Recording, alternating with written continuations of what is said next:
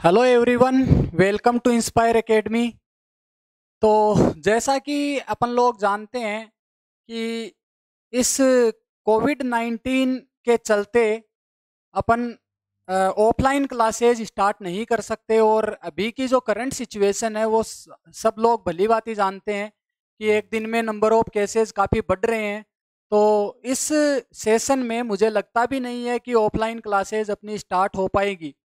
तो इसी सिचुएशन को देखते हुए इंस्पायर एकेडमी जयपुर ने ये फैसला किया है कि वो अपने स्टूडेंट्स को ऑनलाइन कोर्सेज उपलब्ध करवाएं। तो जैसा कि सभी राजस्थान के जितने भी यूनिवर्सिटीज़ हैं उन्होंने ये डिसाइड कर लिया है कि एमएससी प्रीवियस के स्टूडेंट्स को प्रमोट कर दिया जाए। लेकिन अभी तक एमएससी बीएससी फाइनल का कोई एग्ज़ाम हुआ नहीं है। और यूनिवर्सिटीज़ ये चाहती है कि उनका एग्ज़ाम करवा के नेक्स्ट क्लास में उसको प्रमोट करे स्टूडेंट्स को। तो अभी तक उसकी कोई गाइडलाइन भी नहीं है, कोई एग्ज़ाम की डेट भी नहीं है। तो एमएससी प्रीवियस की क्लासेस अभी हम स्टार्ट नहीं कर रहे। जब तक एडमिशन नहीं होगे तब तक अपन उसको स्टार्ट नहीं कर सकते। बट एमएससी फाइनल की क्लासें अपन स्टार्ट कर सकते हैं।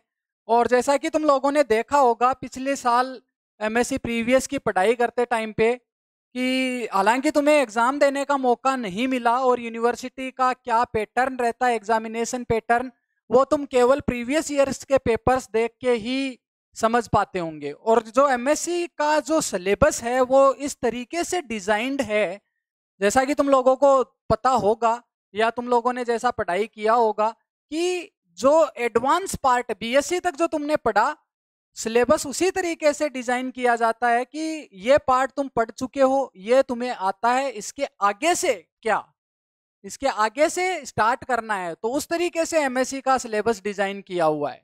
ठीक है। तो यहाँ पे अगर मान लो मैं बात करूं तुम्हारे सिलेबस की, तो एमएससी प्रीवियस में तुम लोगों ने 4 पेपर पढ़े। और कैसे पढ़े, कहाँ पढ़े, ये इस पे अपन ज़्यादा डिस्कस करेंगे नहीं। लेकिन जो एमएससी का सिलेबस अगर तुम्हारे पास है और तुम लोग एमएससी कर रहे हो, तो इसका मतलब ये है कि you are the master in science. और कौन से सब्जेक्ट में? फिजिक्स में। तो फिजिक्स का मास्टर होने का मतलब क्या है, ये तुम्हें पता होना चाहिए। ऐसा नहीं है कि एग्जाम दे दिए, पास हो गए और परसेंटेज आ गए तो इसका मतलब हम एमएससी कर चुके हैं। एमएससी करने का मतलब तुम्हें उस सब्जेक्ट पे महारत हासिल है। समझ में आ रही बात?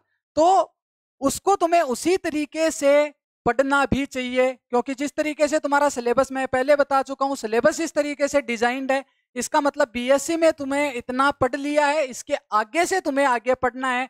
तो ये जो सिलेबस है वो ये मान के डिजाइन किया हुआ है कि तुम्हारा बीएससी लेवल तक के सारे कंसेप्ट क्लियर है। समझ में आ रही बात? लेकिन बहुत सारे स्टूडेंट्स ऐसे होते हैं जो बीएससी में भी केवल पास होने के लिए पढ़ाई कर लेते हैं, एमएससी में आ गए, एमएससी कर लेते हैं, लेकिन जब कहीं पे भी उनको कुछ पूछा जाए इंटरव्यू में या फिर कोई भी कम्पिटिटिव एग्जाम वो देते हैं, तो वहाँ पे बेसिक क्वेश्चंस उनसे पूछे जाते हैं और बेसिक क्वेश्चंस का आंसर देने में वो थोड़ा सा अनकंफर्टेबल महसूस करते हैं। तो कोई भी सब्जेक्ट अपन पढ़ते हैं तो उसको इस तरीके से ना पढ़ा जाए कि केवल और केवल मार्क्स डिपेंडेंट चीजें हो। समझ आ रही बात? मार्क्स डिपेंडेंट होने का मतलब, जैसे मैंने कह दिया कि राजस्थान यूनिवर्सिटी का सिलेबस ये वाला है, इसमें 2 सेक्शन है, 2 सेक्शन से 5-5 क्वेश्चंस आते हैं और 5-5 क्वेश्चंस में तुम देखते हो पुराने सालों के पेपर, 5 सालों में क्या पूछा है। और most of the coaching institutes की अगर अपन बात करें तो वो भी इसी तरीके से पढ़ाना स्टार्ट करते हैं कि क्वेश्चन लिख दिया, आंसर बता दिया, ये वाला क्वेश्चन अब पूछा गया, इसका आंसर ये है। लेकिन उसका बैकग्राउंड क्या है वो जानना बहुत जरूरी है। कौन सा क्वेश्चन तुम्हारे आ रहा है एग्जाम में वो इंपॉर्टेंट नहीं है, लेकिन उस प्रॉब्लम को तुम सोल्व कैसे कर रहे हो, उसका बेसिक कंसेप्ट क्या है, वो सारी चीजें तुम्हें आनी चाहिए। और एग्जाम में अगर तुम उसी वे में आंसर दोगे तो वो ज्यादा मोस्ट इफेक्टिव वे होगा। कई बार क्या होता है कि स्टूडेंट्स बोलते हैं सर हमने जैसा पढ़ाया था वैसा ही लिख के आए हैं, लेकिन एग्जैक्ट हमें नंबर उतने नहीं मिल रहे हैं। हमारी एक्सपेक्टेशन थी कि 80+ आए, लेकिन नंबर कितने आ रहे हैं? 44 नंबर आ रहे हैं, 45 नंबर आ रहे हैं। तो इसका रीजन क्या है? इसका रीजन ये नहीं है, तुमने तो अपने हिसाब से सही, तुम्हें जैसा पढ़ाया है वैसा आंसर तुमने लिखा, कोई प्रॉब्लम नहीं है, लेकिन एग्जामिनर क्या चाहता है वो बहुत इंपॉर्टेंट है। कई बार ऐसा हो सकता है कि कई जगह मैंने देखा है, ऐसा होता भी है कि स्टूडेंट्स को जितना उसने किया है उससे कम नंबर मिलते हैं, लेकिन वो हर बार नहीं होता। एक सब्जेक्ट में हो सकता है, लेकिन हर सब्जेक्ट में ऐसा नहीं होता। और कई स्टूडेंट्स का जो रिव्यू हमारे पास आया है वो ऐसा ही है कि पढ़ाया सब कुछ है, पढ़ लिया सब कुछ, आंसर वैसा ही लिखा जैसा पढ़ाया है, लेकिन नंबर नहीं आ रहे। तो इसका रीजन बेसिकली कॉपी चेक करने वाले पे भी होता है कि कई तो क्या करते हैं, डायरेक्ट देख के भाई हाँ इतना लिख दिया आंसर तो इसमें से इतना दे देते हैं। लेकिन कुछ टीचर्स होते हैं जिनके पास अगर ये कॉपियां चेक होने के लिए चली जाती है तो वो पॉइंट टू पॉइंट चेक करते हैं, और जब उनको पता चलता है कि तुमने लिखा खूब है लेकिन इसमें से काम की चीजें कितनी है, जो क्वेश्चन में पूछा हुआ है टू द पॉइंट, ये जरूरी नहीं है कि एक क्वेश्चन तुम्हें दिया हुआ है 20 नंबर का क्वेश्चन आता है बेसिकली, और 20 नंबर के क्वेश्चन में आप लोग रामायण लिख के पेज भर दिए कि हमें इतने पेज तो कम से कम भरने ही है। नहीं, ऐसा नहीं होता। अगर तुम टू द कंसेप्ट थोड़ा उसको शॉर्ट में लिखोगे, लेकिन जो चीजें तुम्हें पूछी है उसको प्रॉपर वे में अगर एक्सप्लेन करोगे, इलिबरेट करोगे, तो तुम्हें मार्क्स फुल मिलेंगे। इसका ये अगर कोई अच्छा टीचर या अच्छा एग्जामिनर तुम्हारा होगा तो उस पर डिपेंड करेगा कि वो तुम्हें किस वे में ट्रीट कर रहे हैं। कई लोग क्या होते हैं पेज देख के भी आंसर नंबर दे देते हैं। तो अगर तुम्हें अपने आप को रिप्रेजेंट करना है तो अपने आप को रिप्रेजेंट करने के लिए सबसे पहला अच्छा तरीका होगा कि तुम उस प्रॉब्लम को कैसे ट्रीट कर रहे हो, कैसे समझ पा रहे हो उस प्रॉब्लम को, और उसको किस वे में आंसर दे रहे हो। समझ आ रही बात? तो अगर तुम उसको सही तरीके से एक्सप्लेन करते हो तो तुम्हारा इम्पैक्ट अच्छा जाएगा, मार्क्स भी अच्छे मिलेंगे, और वो तभी हो पाएगा जब तुम्हें बेसिक कंसेप्ट, तुम्हारे बेसिक से एडवांस तक कंसेप्ट तुम्हारे क्लियर होंगे, तभी तुम उस प्रॉब्लम को एनालाइज कर पाओगे। ठीक है?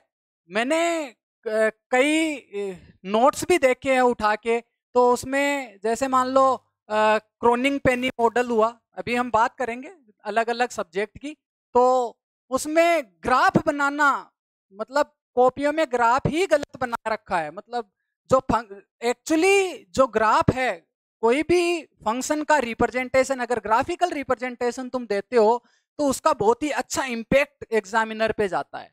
क्योंकि फिजिक्स, अगर तुम्हें मैथमेटिक्स तुम्हारी काफी स्ट्रॉन्ग है तो फिजिक्स को तुम बहुत आसानी से और अच्छे से इलिबरेट कर पाते हो। बट अगर मान लो तुम्हारा फंक्शन कैसा आ रहा है उसको तुमने प्लॉट कर दिया और वो प्लॉट ही गलत किया हुआ है, उसमें जो तुम्हारा एक्सप्लेनेशन लिख कुछ और रहे हो, यहाँ पे बना हुआ कुछ और है, इस टाइप की चीजें भी मैंने देखी है। तो ऐसी चीजों से दूर रहें। ऐसा नहीं है कि क्वेश्चन में ये पूछ लिया तो ये डायग्राम बनाना है, ये डायग्राम रटना नहीं है। ये डायग्राम, समझ आ रही बात? ये डायग्राम रटना नहीं है, ये डायग्राम को तुम्हें समझ के बनाना है, और जब तुम उसको अच्छे तरीके से समझ के बनाओगे तो थ्योरी क्या लिखनी है वो डायग्राम खुद बता देगा। समझ में आ रही बात? तो जो तुम डेराइव करते हो कोई भी एक्सप्रेशन और उसका इंटरप्रिटेशन करते हो, पहले ग्राफिकल रिप्रेजेंटेशन उसका दिखाते हो, तो वो ग्राफिकल रिप्रेजेंटेशन अगर तुम्हारा सही है तो तुम उसको सही तरीके से एक्सप्लेन कर पाते हो। अब तुम ग्राफ कुछ और बनाया हुआ है, इसमें कुछ और दिख रहा है, लिख कुछ और रहे हो, और फिर कहते हो हमारे नंबर नहीं आते, तो वो तो कॉन्ट्राडिक्शन हो जाएगा, उसमें नंबर मिलने की पॉसिबिलिटी बहुत कम होगी। और ऐसा ही देखने को मिला है। तो ऐसी चीजों से भी तुम्हें बचना चाहिए। जो क्वेश्चंस तुम्हें दिए हुए होते हैं, आंसर्स तुम्हें चाहिए होते हैं जिस क्वेश्चन के, तो उसको तुम सही तरीके से इलिबरेट करोगे तो नंबर जरूर मिलेंगे। रेयर केस में मैं ये नहीं कहता कि 100% तुम्हें नंबर मिलेंगे, क्योंकि वो डिपेंड करता है एग्जामिनर पे भी। कई बार पता नहीं क्या सोच के कॉपियां चेक होती है, ऐसा भी होता है ना? तो उन सारी चीजों को, लेकिन तुम्हें क्या करना है, तुम्हें तो अपने आप को फोकस करना है कि हमें क्या, तुम सेल्फ सेटिस्फेक्शन अगर तुम्हें नहीं होगी तो इसका कोई मीनिंग नहीं होगा। ठीक है ना? तो तुम्हें अगर पढ़ना है तो सही तरीके से पढ़ो, नॉलेज बेस पढ़ो। नॉलेज बेस का मतलब क्या है कि तुम्हें अगर कंसेप्ट वाइज पढ़ा है तो तुम्हें रटने की जरूरत नहीं पड़ेगी। कई क्या करते हैं कि नोट्स लिखे हुए होते हैं, अरेंज कर लेते हैं और उसको रट के ऐसा का ऐसा छाप के आ जाते हैं। अब उसमें जो मीनिंग अगर तुम्हें समझ में आता है तो उस नोट्स में कुछ गलत लिखा हुआ भी हो सकता है। तुम लोग तो उसको ऐसा का ऐसा, कई बार बुक्स में भी मिस प्रिंटिंग होती है, तो अगर बुक्स में अगर मिस प्रिंटिंग है और तुमने उसको रट के लिखा है तो तुम तो वैसा ही लिख के आओगे जैसा बुक में है, ठीक है। लेकिन वो तो हो सकता है गलत भी हो, तो वो तुम्हें तब समझ में आएगा जब तुम्हारे बेसिक कंसेप्ट क्लियर होंगे, तभी तुम इसको कंपेयर भी कर पाओगे कि क्या चीज सही है क्या चीज गलत है। हालांकि जो एडिशन आते हैं तुम देखते हो कि फर्स्ट एडिशन है ये ग्रिफिथ का, ये सेकंड एडिशन है, ये थर्ड एडिशन है, तो इस एडिशन का मतलब क्या होता है ये कभी तुम लोगों ने सोचा होगा?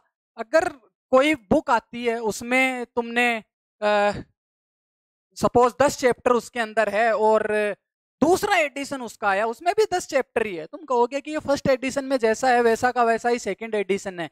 ऐसा नहीं है।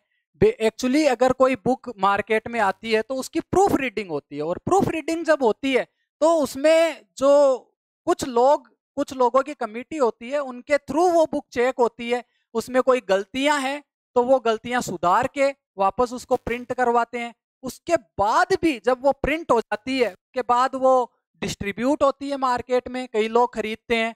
उसके बाद भी उसमें कई गलतियां रह जाती है तो लोग कमेंट करके उनको बताते हैं कि सर ये गलती यहाँ पे है, ये गलती यहाँ पे, और ऐसा होता है क्योंकि गलतियां इंसान से ही होती है, ये सब लोग जानते हैं। तो ऐसा होने की वजह से उन गलतियों को अगर सुधारा जाए तो सुधार के दूसरा एडिशन निकालते हैं, फिर उसको बोलते हैं सेकंड एडिशन। या फिर तुम्हें मान लो कोई नया टॉपिक ऐड करना है, ठीक है, तो या नया टॉपिक ऐड करना है, नया चैप्टर ऐड करना है, तब उनका एडिशन निकलता है। लेकिन first edition, second edition, third edition तो जनरली उन्हीं टॉपिक्स पे और उन्हीं चैप्टर्स पे आते रहते हैं जब तक कि उसकी गलतियां बहुत कम नहीं हो जाए।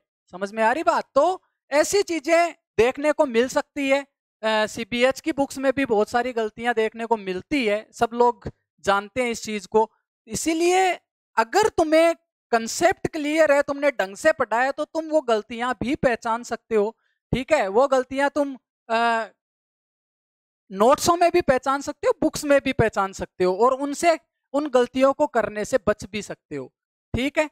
तो ये सारी चीजें तुम्हें देखनी होगी कि अगर मान लो तुम कहीं पे पढ़ रहे हो, कोई दिक्कत नहीं है, आराम से पढ़ो, तुम्हें अच्छा समझ में आ रहा है, लेकिन तुम्हें ये जरूर समझना होगा क्योंकि तुम फाइनल ईयर के स्टूडेंट सब हो गए हो एमएससी के, और तुम्हें इतना सेल्फ अंडरस्टैंडिंग अगर तुम में है, ठीक है, तो तुम कभी भी ऐसी चीज, भले ही तुम कम पढ़ो लेकिन पढ़ो बहुत अच्छा। नॉलेज तुम्हारा उस टॉपिक पे, अगर तुम मास्टर हो किसी सब्जेक्ट में, तो उस सब्जेक्ट का नॉलेज तुम्हें बेसिक लेवल पे तो एटलीस्ट सही होना ही चाहिए, ठीक है।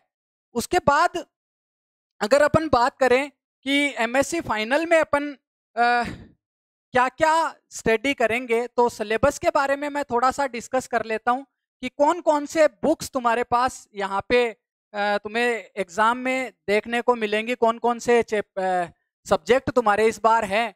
तो सबसे पहला जो सब्जेक्ट तुम्हारे पास है वो है एडवांस क्वांटम मैकेनिक्स।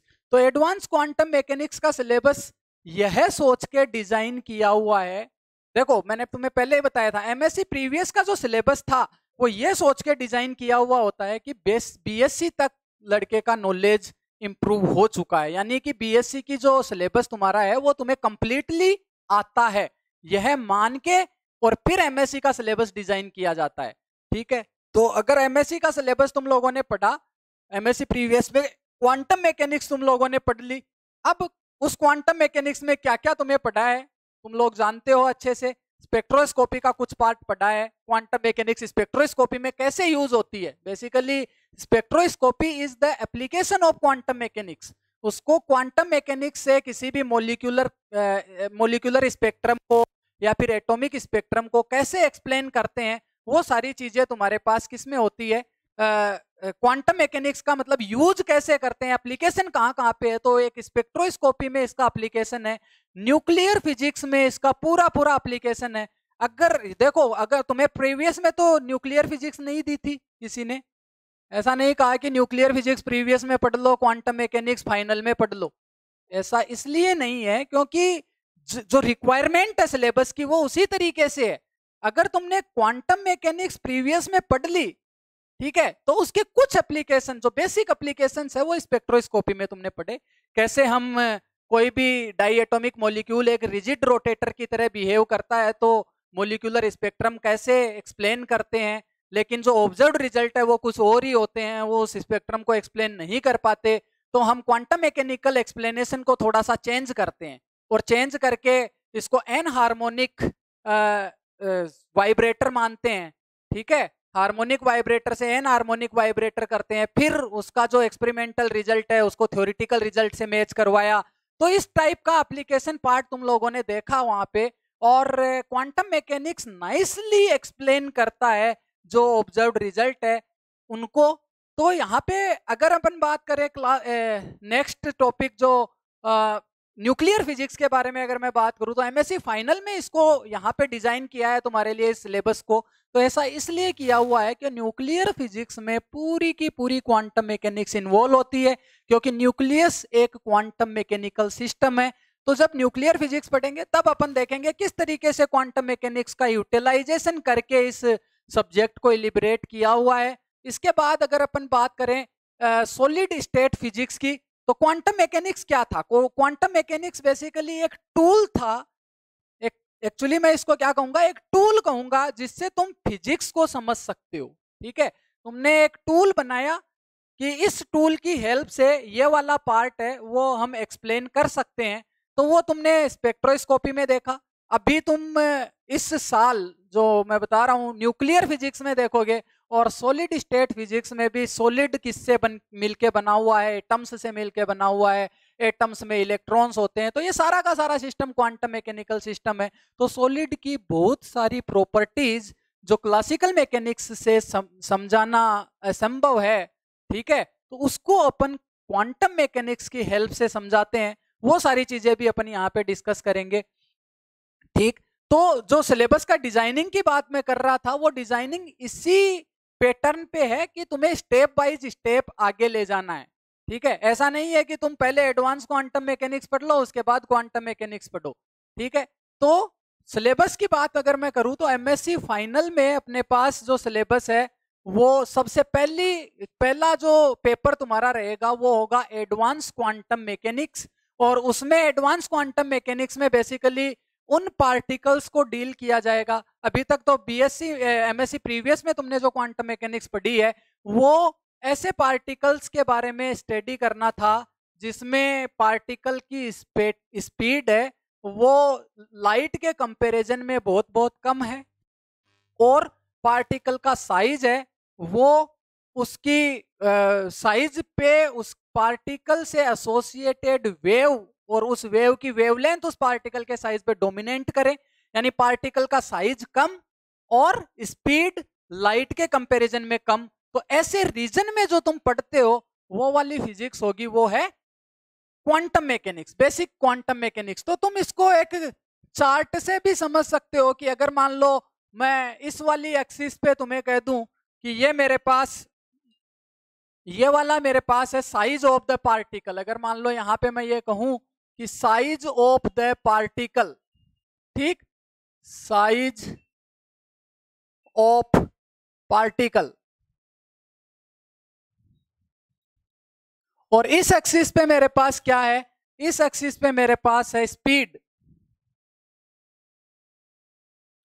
तो अगर मान लो कि, और ये साइज यहां पे मैं ये कह रहा हूं कि ये साइज इधर की तरफ बढ़ रही है, तो पार्टिकल की साइज अगर बहुत कम है, तो ये मैं कह दूं कि बहुत बहुत कम साइज है पार्टिकल की, और स्पीड भी बहुत कम है, यानी सी के कंपैरिजन में, ठीक है, सी के कंपैरिजन में स्पीड है वो कम है। ठीक है, और साइज बहुत छोटा है, size is small, size is small. तो इस रीजन में अगर इस तरीके के पार्टिकल्स तुम्हारे पास है तो उनकी स्टडी हम करते हैं वो क्वांटम मैकेनिक्स में करते हैं।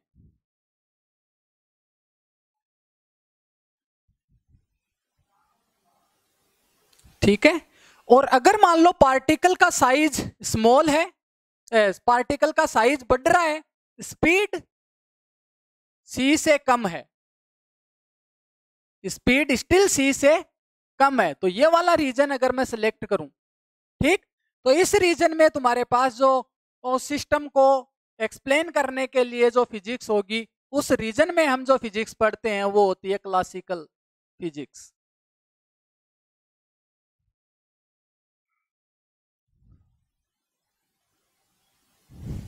ठीक है।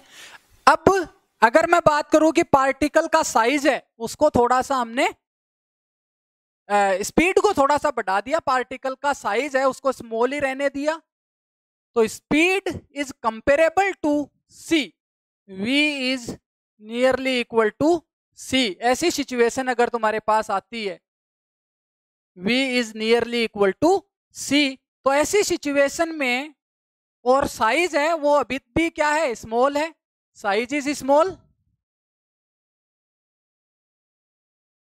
अभी हम डिस्कस करेंगे बाद में कि स्मॉल का मीनिंग क्या है, ठीक है। तो बेसिकली स्मॉल का मीनिंग ये है कि पार्टिकल के साइज पे उस पार्टिकल से एसोसिएटेड जो वेव होगी, according to de Broglie hypothesis, जो वेव होगी उसकी वेवलेंथ होगी, और अगर वो वेवलेंथ पार्टिकल के साइज पे डोमिनेट करने लग जाए तो उस केस में अपन ये कहेंगे कि पार्टिकल की साइज बहुत स्मॉल है, और उस रीजन में जो क्वांटम मैकेनिक्स होगी, उस क्वांटम मैकेनिक्स को अपन बोलेंगे रिलेटिविस्टिक क्वांटम मैकेनिक्स। ऐसे पार्टिकल्स के लिए जिसका साइज स्मॉल है और स्पीड सी के कंपेरेबल हो जाए, ऐसे पार्टिकल को अपन बेसिक क्वांटम मैकेनिक्स से डील नहीं कर सकते, तो उसके लिए जो क्वांटम मैकेनिक्स होगी उसको अपन बोलते हैं रिलेटिविस्टिक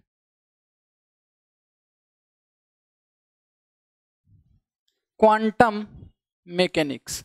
तो इस रीजन में जो स्टडी अपन करेंगे अभी अपने एमएससी फाइनल में जो कोर्स है एडवांस क्वांटम मैकेनिक्स, तो उसमें अपन ऐसे पार्टिकल को ही डील करेंगे जिसका साइज स्मॉल है और स्पीड सी के कंपेरेबल है, तो ये वाला पार्ट होगा। और फिर अगर मान लो मैं पार्टिकल का साइज बढ़ा दूं और स्पीड सी के कंपेरेबल हो जाए, ये वाला रीजन, ठीक है, साइज बढ़ गई और स्पीड है v nearly equal to c, तो इस रीजन में जो मैकेनिक्स पढ़ते हैं वो होती है रिलेटिविस्टिक क्लासिकल मैकेनिक्स।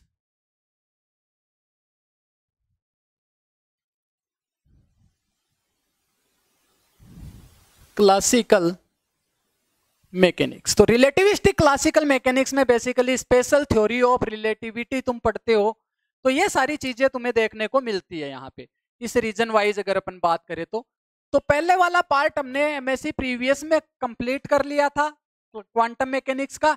इस रीजन को तुम फाइनल में पढ़ोगे, यही तुम्हारा पहला पेपर है एडवांस क्वांटम मैकेनिक्स, ठीक है।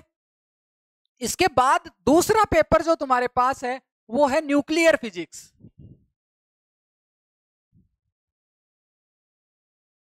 न्यूक्लियर, तो पहला पेपर क्या है अपने पास, AQM, मैं इसको लिखूं, ठीक है, AQM means advance quantum mechanics, और दूसरा पेपर तुम्हारे पास हो जाएगा न्यूक्लियर फिजिक्स, और थर्ड पेपर तुम्हारे पास यहाँ पे, और ये न्यूक्लियर फिजिक्स बेसिकली इस क्वांटम मैकेनिक्स का एप्लीकेशन पार्ट है। न्यूक्लियस के बारे में अपन डिस्कस करेंगे बहुत डिटेल में जब न्यूक्लियर फिजिक्स अपन पढ़ेंगे तब। तो ये न्यूक्लियर फिजिक्स तुम्हें ये बताएगी कि न्यूक्लियस के बारे में स्टडी स्टार्ट कब से हुई, कब पहली बार न्यूक्लियस पिक्चर में आया, और जब न्यूक्लियस पिक्चर में आ गया तो उसके बाद उस न्यूक्लियस में कौन कौन से पार्टिकल्स एग्जिस्ट करते हैं, उन पार्टिकल्स के बीच में इंटरेक्शन कैसा है, ठीक है, उस पार्टिकल में उस वॉल्यूम में जिसमें ये न्यूक्लियस है उसमें पार्टिकल का डिस्ट्रीब्यूशन कैसा है, किस लॉ को फॉलो करते हुए ये पार्टिकल डिस्ट्रीब्यूटेड रहते हैं, किस टाइप का फोर्स ये पार्टिकल इस न्यूक्लियस के अंदर एक्सपीरियंस करते हैं, और बहुत सारी चीजें ये पार्टिकल कौन कौन से न्यूक्लियस पॉसिबल है, कितने न्यूक्लियस पॉसिबल हो सकते हैं एक न्यूक्लियस में, क्या क्या इन पार्टिकल्स का कॉम्बिनेशन हो सकता है, ये सारी चीजें अपन डिस्कस करेंगे, वो न्यूक्लियर फिजिक्स में करेंगे। और इस न्यूक्लियर फिजिक्स को समझने के लिए बेसिक टूल जो तुम्हारे पास होगा वो होगा क्वांटम मैकेनिक्स। समझ में आ रही बात? तो quantum mechanics basically first year में इसीलिए तुम्हें दिया था ताकि तुम इसका एप्लीकेशन, ताकि ये मान के चलते हैं कि क्वांटम मैकेनिक्स तुम्हें आता है। तो एक चीज हमेशा ध्यान रखें कि अगर तुमने क्वांटम मैकेनिक्स का कोर्स किया है अपने प्रीवियस ईयर में, और तुम लोगों ने ऐसा नहीं किया कि केवल 5 क्वेश्चन करके छोड़ दिए, लो साहब ये 5 क्वेश्चन हो गए और हमारे नंबर आ गए 80, तो उसका कोई मीनिंग नहीं रह जाएगा। उतना ज्यादा स्ट्रगल तुम्हें सेकंड ईयर में करना पड़ेगा, एमएससी फाइनल में। और स्ट्रगल करने का मीनिंग क्या है? फिर तुम्हारा वही रट्टाफिकेशन चालू। हमें तो कंसेप्ट तो पता ही नहीं है, हमने पूरी चीजें पढ़ी नहीं है। अब टाइम डिपेंडेंट परटर्बेशन थ्योरी छोड़ दिया, क्योंकि हमें तो टाइम इंडिपेंडेंट परटर्बेशन थ्योरी से एक क्वेश्चन मिल गया था 20 नंबर का। क्या फायदा है टाइम डिपेंडेंट परटर्बेशन थ्योरी पढ़ने से? ठीक है, डब्ल्यू के बी अप्रोक्सीमेशन पढ़ने से हमें क्या मतलब है? ठीक, तो डब्ल्यू के बी अप्रोक्सीमेशन अगर नहीं पढ़ोगे, टाइम डिपेंडेंट परटर्बेशन थ्योरी अगर नहीं पढ़ोगे, तो explanation of beta decay, explanation of alpha decay, ये तुम्हें कभी समझ में ही नहीं आएगा। समझ में आ रही बात? दूसरी चीज, अगर मैं बात करूं कि क्वांटम मैकेनिक्स के रूल्स अगर तुम्हें नहीं पता, बेसिक क्वांटम मैकेनिक्स नहीं पता, तो तुम डिफरेंट मॉडल्स की अगर अपन बात करें, जैसे न्यूक्लियर सेल मॉडल, जो न्यूक्लियस की बहुत सारी प्रॉपर्टीज को, एक्सपेरिमेंटली ऑब्जर्व्ड प्रॉपर्टीज को एक्सप्लेन करता है, तो ये सारी चीजें अपन डिटेल में वहां पढ़ेंगे। बट स्टिल मैं तुम्हें यह बताना चाह रहा हूं कि सिलेबस को डिजाइन करने का पर्पज क्या था। तो पर्पज ये है कि तुम्हें स्टेप वाइज स्टेप आगे बढ़ना है, और स्टेप वाइज स्टेप आगे बढ़ना है। इसका मतलब अगर तुमने एमएससी प्रीवियस कंप्लीट कर लिया है, इसका मतलब तुम्हें एमएससी प्रीवियस का सारा सिलेबस पता है, उसमें जो जो बेसिक कंसेप्ट्स हैं वो सारे कंसेप्ट पता है। और अगर वो कंसेप्ट तुम्हें पता है तो तुम ये चीजें समझ सकते हो। नेक्स्ट वाले पार्ट की एडवांस क्वांटम मैकेनिक्स तुम समझ सकते हो, न्यूक्लियर फिजिक्स तुम समझ सकते हो, और तीसरा पेपर तुम्हारे पास है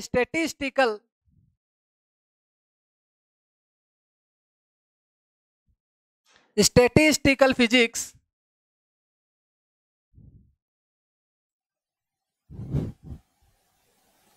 एंड सॉलिड स्टेट फिजिक्स।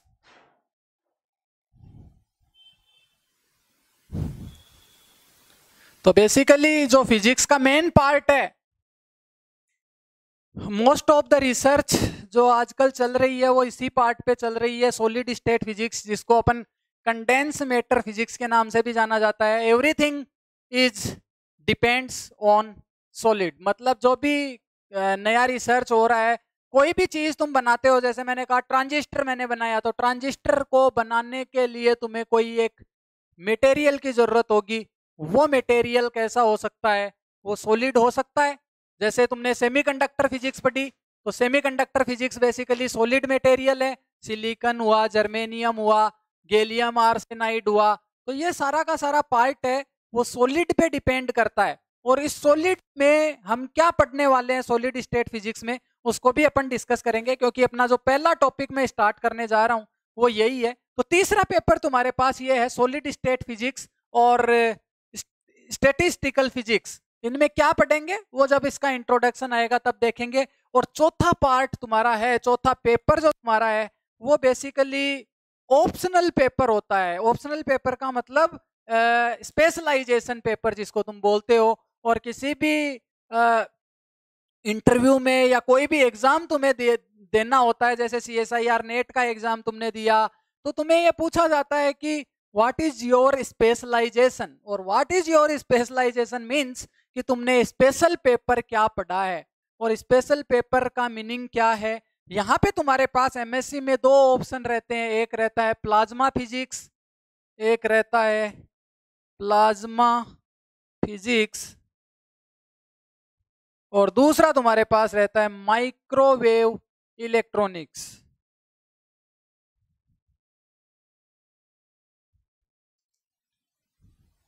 तो जो डिपार्टमेंट के स्टूडेंट्स हैं, राजस्थान यूनिवर्सिटी डिपार्टमेंट के स्टूडेंट्स हैं, वो बेसिकली उनके पास तो और भी ऑप्शन होता है, उनका सिलेबस अलग है। लेकिन राजस्थान यूनिवर्सिटी से एफिलेटेड कॉलेजेज हैं जो एमएससी करवाती है, शेखावाटी यूनिवर्सिटी से एफिलेटेड कॉलेजेज है जो एमएससी करवाती है, ठीक है, जोधपुर यूनिवर्सिटी है, तो सुखाड़िया यूनिवर्सिटी है, इनसे एफिलेटेड कॉलेज है। तो ये सारी की सारी कॉलेज, इनसे एफिलेटेड कॉलेज जो भी है वो एमएससी करवाती है, तो राजस्थान यूनिवर्सिटी और शेखावाटी यूनिवर्सिटी से एफिलेटेड कॉलेजेस जितनी भी है उनमें हालांकि ऑप्शन ये दोनों होने चाहिए चूज करने के, प्लाज्मा फिजिक्स है या फिर माइक्रोवेव फिजिक्स है, माइक्रोवेव इलेक्ट्रॉनिक्स है, इनमें से एक ऑप्शन मिलता है स्टूडेंट्स को। लेकिन जनरली सारी कॉलेजेस जो होती है वो केवल एक ऑप्शन देती है, वो है microwave, microwave electronic. Most of the colleges, मैं नहीं कहता सारी की सारी colleges, but most of the colleges यहाँ पे माइक्रोवेव इलेक्ट्रॉनिक्स को ऑप्शनल पेपर के फॉर्म में रखती है। ठीक है, तो ये तुम्हारे पास 4 बुक रहेंगी इस बार, सिलेबस के 4 पेपर रहेंगे। और पहला पेपर एडवांस क्वांटम मैकेनिक्स, दूसरा न्यूक्लियर फिजिक्स, तीसरा statistical physics and solid state physics, और चौथा प्लाज्मा फिजिक्स या फिर माइक्रोवेव इलेक्ट्रॉनिक्स। तो बेसिकली जो फोकस होगा वो माइक्रोवेव इलेक्ट्रॉनिक्स पे होगा, क्योंकि मोस्ट ऑफ द कॉलेजेज ये वाला कोर्स अपने स्टूडेंट्स को देती है। तो इसको तुम्हें पढ़ना होगा इस बार एमएससी फाइनल में। ये तुम्हारे 4 बुक की बात करें, और हर पेपर का कंट्रीब्यूशन 100 मार्क का है, ये सबको पता है। ठीक है, और फिर तुम्हारे पास 2 प्रैक्टिकल्स होते हैं, और प्रैक्टिकल्स के मार्क्स तुम्हारे 200 नंबर के होते हैं। तो टोटल पेपर तुम्हारा 600 मार्क्स का होगा, और उसी से तुम्हारी परसेंटेज डिसाइड होती है। ठीक है, एमएससी प्रीवियस में 600 मार्क्स और एमएससी फाइनल में 600 मार्क्स। तो एमएससी प्रीवियस के स्टूडेंट्स को एग्जाम नहीं देना पड़ा, प्रैक्टिकल भी नहीं देने पड़े, प्रमोट हो गए, मजे हो गए, है ना। तो कोई दिक्कत नहीं है। लेकिन जो एमएससी ऐसा हो गया कि हमें तो पढ़ना ही नहीं पड़ा, लेकिन अगर किसी ने एमएससी प्रीवियस में पढ़ाई नहीं की तो उसका खामियाजा उनको सेकेंड ईयर या एमएससी फाइनल में भुगतना पड़ सकता है। क्योंकि इन सब्जेक्ट को अगर तुम्हें समझना है, समझ के पढ़ना है, तो समझ के पढ़ोगे तो तुम्हें पूरे कंसेप्ट प्रीवियस के पता होने चाहिए। अगर माइक्रोवेव इलेक्ट्रॉनिक्स पढ़ रहे हो तो माइक्रोवेव इलेक्ट्रॉनिक्स में तुम्हें इलेक्ट्रोडायनेमिक्स के पूरे कंसेप्ट पता होने चाहिए। अगर इलेक्ट्रोडायनेमिक्स तुमने ढंग से नहीं पढ़ा तो माइक्रोवेव इलेक्ट्रॉनिक्स किसी तरीके से समझ में नहीं आ सकती। ठीक है, अगर तुम लोगों ने क्वांटम मैकेनिक्स सही तरीके से नहीं पढ़ा, क्लासिकल मैकेनिक्स सही तरीके से नहीं पढ़ा, तो सॉलिड स्टेट फिजिक्स के कुछ कंसेप्ट है वो क्लासिकल थ्योरी से एक्सप्लेन किए जाते हैं। कुछ फिनोमिनाज जो एक्सपेरिमेंटल रिजल्ट्स की मैं बात कर रहा हूँ वो क्लासिकल फिजिक्स से एक्सप्लेन किए जाते हैं। और न्यूक्लियर फिजिक्स के जो इनिशियल पार्ट था, न्यूक्लियस जब इनिशियली पिक्चर में आया था या फिर न्यूक्लियस की जब खोज हुई थी, तब हमारे पास क्वांटम मैकेनिक्स डेवलप्ड नहीं हुई थी। उस न्यूक्लियस का जो खोज हुआ था या फिर जो एक्सपेरिमेंट था, मेनली तुम पढ़ते हो Rutherford alpha scattering with gold foil, है ना। तो उस एक्सपेरिमेंट में न्यूक्लियस सबसे पहले पिक्चर में आया कि न्यूक्लियस नाम की कोई चीज होती है। लेकिन उस टाइम पे इस न्यूक्लियस जो है उसका साइज अभी हम जानते हैं कि ऑफ द ऑर्डर ऑफ हेम्टोमीटर्स, और ऐसा सिस्टम है जिसको क्लासिकल मैकेनिक्स से एक्सप्लेन नहीं किया जा सकता। तो इसके जो एक्सपेरिमेंट हम कर सकते हैं, एक्सपेरिमेंट हमेशा सही होते हैं। अगर तुम एक ही एक्सपेरिमेंट को बार बार परफॉर्म करते हो, एक ही कंडीशन में परफॉर्म करते हो, ठीक है, अलग अलग जगह पे सेम इन्वायरमेंट में परफॉर्म करते हो और वो सेम रिजल्ट देते हो, इसका मतलब अगर प्रिसाइसली मेजरमेंट तुम्हारा है तो एक्सपेरिमेंट कभी गलत नहीं हो सकते। और अगर एक्सपेरिमेंटल रिजल्ट तुम्हारे पास है तो फिर तुम्हें कोई थ्योरी डेवलप करनी होगी। समझ में आ रही बात। तो 2 तरीके की अप्रोच है, एक तो हिट एंड ट्रायल अप्रोच, और दूसरा कोई तुम इनिशियली कोई अनुमान लगा के कोई कि ऐसा हो सकता है और ये मान के तुमने कोई एक्सप्लेनेशन दिया, और वो एक्सप्लेनेशन थ्योरेटिकल एक्सप्लेनेशन तुम्हारे जो एक्सपेरिमेंटल रिजल्ट को एग्जैक्टली या फिर उसके कंपेरेबल सेटिस्फाई उसको कर दे, तो इसका मतलब तुम्हारी जो अप्रोच थी वो सही थी, तुम किस डायरेक्शन में सोच रहे थे वो सही थे। तो जो रूल्स जो बने, समझ में आ रही बात, तो रूल्स किस तरीके से न्यूक्लियस को समझा जाएगा। तो इनिशियली तो तुम्हारे पास केवल क्लासिकल फिजिक्स थी और न्यूक्लियस का पता लगा लिया गया था। इसका मतलब तुम्हारे पास जो टूल्स थे वो क्लासिकल टूल्स ही थे, उन्हीं की हेल्प से एक रफ आइडिया लगाया गया, है ना। कुछ एक एक्सपेरिमेंट में तुम्हें बताऊंगा, हालांकि वो तुम्हारे सिलेबस में नहीं होंगे, तो एक आइडिया तुम्हें पता चलेगा कि कैसे न्यूक्लियस की साइज को इनिशियली पता लगाया गया कि इसका ऑर्डर किस साइज का हो सकता है on the basis of optics. ठीक है, ऑप्टिक्स तुम्हारे पास क्लासिकल फिजिक्स है, तो ऑप्टिकल फिनोमिना से या ऑप्टिक्स के रिजल्ट को देखते हुए या ऑप्टिक्स के नियमों को देखते हुए न्यूक्लियस की साइज का पता लगाना, ये सारे के सारे बेसिक एक्सपेरिमेंट किए गए थे शुरू में। तो उनसे न्यूक्लियस के बारे में तुम्हें जानकारी क्या हासिल होती है। उसके बाद जो और नंबर ऑफ एक्सपेरिमेंट परफॉर्म किए गए, लेकिन जो एक्सपेरिमेंटल रिजल्ट थे वो क्लासिकल मैकेनिक्स से एक्सप्लेन नहीं हो सकते थे। तो उसको एक्सप्लेन करने के लिए तुम्हें क्वांटम मैकेनिक्स की जरूरत पड़ेगी, और ये सारा का सारा पोर्शन जो है वो मॉडर्न फिजिक्स के अंतर्गत आता है। ठीक है ना, क्लासिक क्वांटम मैकेनिक्स है, स्पेक्ट्रोस्कोपी है, न्यूक्लियर फिजिक्स है, स्पेशल थ्योरी ऑफ रिलेटिविटी, ये जनरली 1900 के बाद का जो पार्ट है जो फिजिक्स डेवलप हुई है, ये मॉडर्न फिजिक्स के करस्पॉन्डिंग है, ये तुम लोग जानते हो। इसके बारे में मैं ज्यादा डिस्कस नहीं करने वाला, but the structure of the course is something like this: advance quantum mechanics, nuclear physics, statistical physics and solid state physics, and then microwave electronics. You have more focus on microwave electronics. तो microwave electronics के लिए मैंने तुम्हें बताया था electromagnetic radiation. अगर electromagnetic radiation के basic concept तुम्हें पता है तो माइक्रोवेव इलेक्ट्रॉनिक्स उसी पे बेस्ड है। उसमें तुम बहुत सारी चीजें पढ़ोगे, माइक्रोवेव डिवाइसेज पढ़ोगे, ठीक है, माइक्रोवेव एंटीनाज पढ़ोगे, पैरामीट्रिक एम्पलीफायर पढ़ोगे, ठीक है, जो माइक्रोवेव सिग्नल्स को प्रोपोगेट करवाने के काम में आती है। ऐसी डिवाइसेज हम देखेंगे जिसको अपन वेव गाइड्स बोलते हैं। ठीक है, माइक्रोवेव जनरेट करने के मेथड पढ़ेंगे, कौन कौन से मेथड से माइक्रोवेव को जनरेट किया जाता है, कौन से मेथड से माइक्रोवेव को प्रोपोगेट विदाउट लॉस, इसको लॉन्ग डिस्टेंस तक कैसे प्रोपोगेट करवा सकते हैं। तो वो सारी की सारी चीजें तुम्हें इसमें देखने को मिलेगी। लेकिन माइक्रोवेव क्या, इलेक्ट्रोमैग्नेटिक वेव, और इलेक्ट्रोमैग्नेटिक वेव है तो इलेक्ट्रोडायनेमिक्स तुम्हें कंप्लीटली कंसेप्चुअली समझ में आनी चाहिए। अगर ये तुम्हें समझ में आया हुआ है तब तुम इसको आसानी से डील कर सकोगे।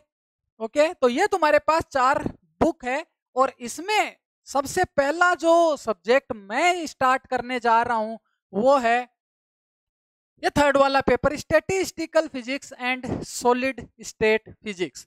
तो अगर तुम्हें ये वीडियो अच्छा लगे तो अपने दोस्तों को भी बताएं, ठीक है, उनको।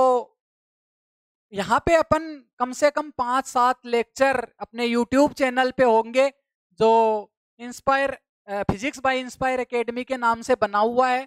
तो तुम लोग इस चैनल को सब्सक्राइब करें, लाइक करें, शेयर करें अगर तुम्हें अच्छा लगे तो। अदरवाइज तो इच्छा तुम्हारी है, तुम्हें क्या करना है क्या नहीं करना है। तुम लोगों को खुद को अपने आप पे सेल्फ जज करने का पता है, कैसे हम किस डायरेक्शन में जा रहे हैं, तुम्हें बताने की जरूरत नहीं है। हर आदमी को अपना पता होता है कि हम किस डायरेक्शन में जा रहे हैं, कौन सा काम करने से हमें क्या मिलने वाला है, ठीक है ना। तो उन सारी चीजों पे मैं ज्यादा डिस्कस नहीं करते हुए अब अपने जो पहला पेपर जो मैं लेने जा रहा हूं वो है सॉलिड स्टेट फिजिक्स। और जैसा कि मैंने तुम्हें बताया था, solid state and statistical physics, ठीक है, इसमें भी तुम्हारे जो पार्ट है, सिलेबस का जो पार्ट है वो कैसे कई यूनिवर्सिटीज में ये जो सिलेबस है वो यूनिट वाइज है। कई यूनिवर्सिटीज में इस सिलेबस को यूनिट वाइज दिया हुआ है, और कुछ यूनिवर्सिटीज है जिसमें इस सिलेबस को 2 सेक्शन में बांटा हुआ है, ठीक है ना। तो मैं अब थोड़ा सा इस सिलेबस के बारे में तुम्हें ब्रीफ कर देता हूं, क्या क्या सिलेबस अपन इस सब्जेक्ट में पढ़ने वाले हैं। ओके, तो स्टैटिस्टिकल फिजिक्स और सॉलिड स्टेट फिजिक्स अपने पेपर का नाम है, और ये पेपर तुम्हारा होगा वो एडवांस क्वांटम और न्यूक्लियर के बाद आने वाला तीसरा पेपर है, जिसमें तुम्हारे पास राजस्थान यूनिवर्सिटी के अकॉर्डिंग 2 सेक्शन यहाँ पे है, ठीक है। 2 सेक्शन यहाँ पे तुम्हें देखने को मिलेंगे, और इन 2 सेक्शन में अगर यूनिट वाइज बात करें तो शेखावाटी यूनिवर्सिटी के अंदर जो सिलेबस आता है वो यूनिट वाइज आता है, जिसमें कुछ 8 या 9 यूनिट्स के फॉर्म में ये सिलेबस, पूरा का पूरा सिलेबस सेम है। राजस्थान यूनिवर्सिटी का तुम देखोगे शेखावाटी यूनिवर्सिटी का सिलेबस तुम देखोगे, दोनों का सिलेबस सेम है, ठीक है, बट डिफरेंस इज सेक्शन और यूनिट्स। तो यूनिट वाइज सिलेबस है और सेक्शन वाइज सिलेबस है, तो 9 यूनिट्स में शायद ये सिलेबस डिवाइडेड है। सेम टॉपिक्स राजस्थान यूनिवर्सिटी में 2 सेक्शन में डिवाइडेड है।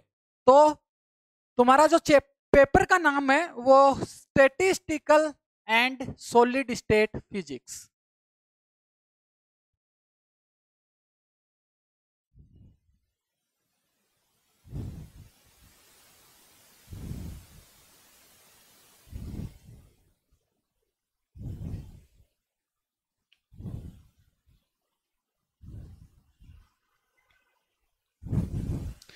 तो बेसिकली यूनिट जिस तरीके से तुम्हें दी हुई है, तो पहला यूनिट तुम्हारे पास जो है वो स्टैटिस्टिकल फिजिक्स का दिया हुआ है। सेक्शन की अगर मैं बात करूं तो पहला सेक्शन है, उसमें कुछ पोर्शन स्टैटिस्टिकल फिजिक्स का है, कुछ पोर्शन सॉलिड स्टेट फिजिक्स का है। यानी शुरू के 3 सेक्शन स्टैटिस्टिकल फिजिक्स के हैं और रिमेनिंग सेक्शंस हैं वो तुम्हारे पास सॉलिड स्टेट फिजिक्स के हैं।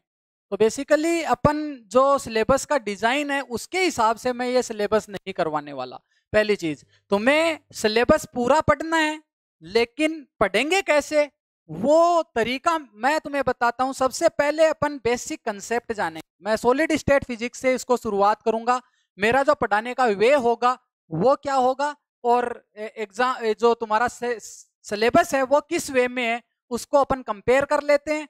और पढ़ाने का तरीका ऐसा क्यों होगा वो भी तुम्हें पता होना चाहिए, क्योंकि अगर तुम पहला सेक्शन कंप्लीट करते हो और पहले सेक्शन में तुम्हारा चौथा यूनिट जो है, सिलेबस तुम सब लोगों के पास होगा, आई थिंक एमएससी प्रीवियस के सिलेबस के साथ ही फाइनल का सिलेबस भी तुम्हें मिलता है। तो उस सिलेबस को तुम देखोगे तो उसमें तुम्हें देखने को मिलेगा कि चौथा जो पॉइंट है सिलेबस का, उसमें तुम्हें दिया हुआ है models of solid, different models of solid.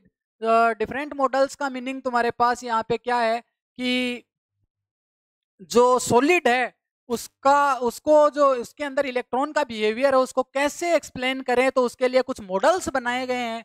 और वो मॉडल्स कौन कौन से है? क्रोनिंग पेनी मॉडल है, फ्री इलेक्ट्रॉन थ्योरी है, ठीक है, उसके बाद टाइट बाइंडिंग अप्रोक्सीमेशन है, सूडो पोटेंशियल मेथड है। इस तरीके के कुछ मॉडल्स है जिसके बारे में इलेक्ट्रॉन के बिहेवियर को समझाया जाना होता है।